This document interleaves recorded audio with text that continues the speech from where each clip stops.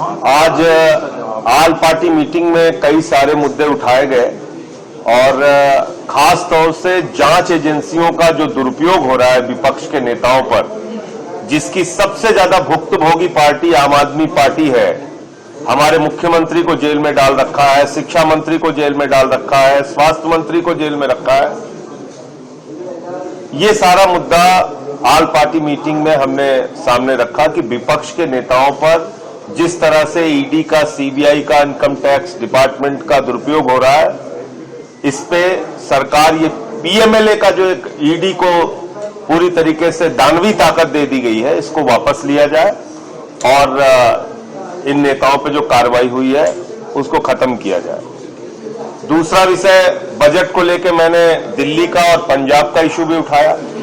देखिए, बजट अभी आने वाला है, लेकिन पहले ही मैं बजट लीक कर सकता हूं और दिल्ली के मामले में तो मैं लीक कर सकता हूं। 325 करोड़ से ज्यादा हम लोगों को नहीं मिलेगा।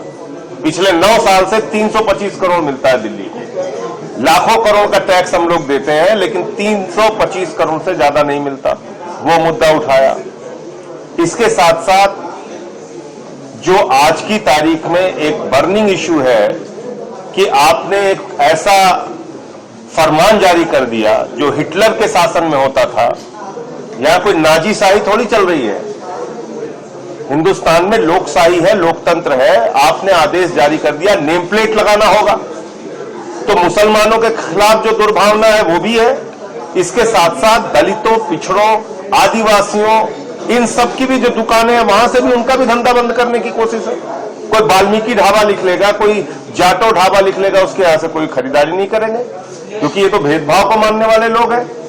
इन्होंने तो श्रीमती द्रौपदी मुर्मू जी को राम मंदिर के उद्घाटन में नहीं बुलाया, रामनाथ कोविंद जी को शिलान्यास में नहीं बुलाया।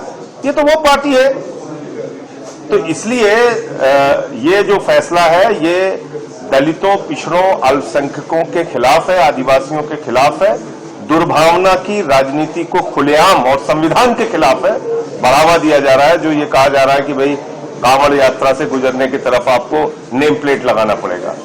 हिंदुस्तान का इतिहास ही नहीं पता इन लोगों को। जय श्री राम के झंडे बनाने वाले मुसलमान, देवी देवताओं के वस्त्र बनाने वाले मुसलमान, अमरनाथ और वैष्णो देवी की यात्रा में सहयोग करने वाले मुसलमान।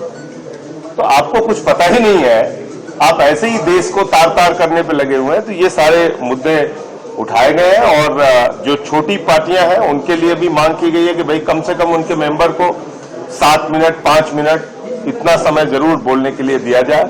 0 आवर जो हम लोग उठाते हैं उस पर कार्रवाई हो। ये सारे विषय उठाए। डिप्टी स्पीकर को लेके आदरणीय रामगोपाल जी ने मुद्दा उठाया कि भाई डिप्टी स्पीकर हमेशा विपक्ष का रहा है, तो विपक्ष का ही डिप्टी स्पीकर होना चाहिए।